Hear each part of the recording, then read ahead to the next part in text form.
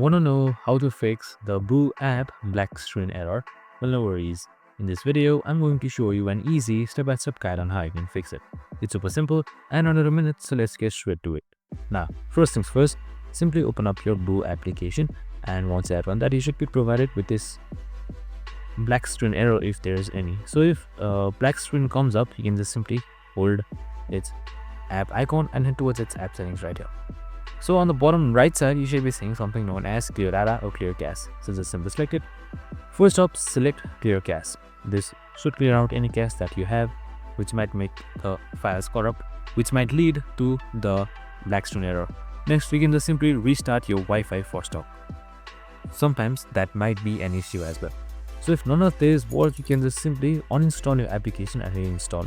We have created a video on both how to uninstall and reinstall your Boo application, so make sure to watch it. And that's it. I hope this video helped. If it did, make sure to like, subscribe and tune in with us for more of these videos. See you in the next one.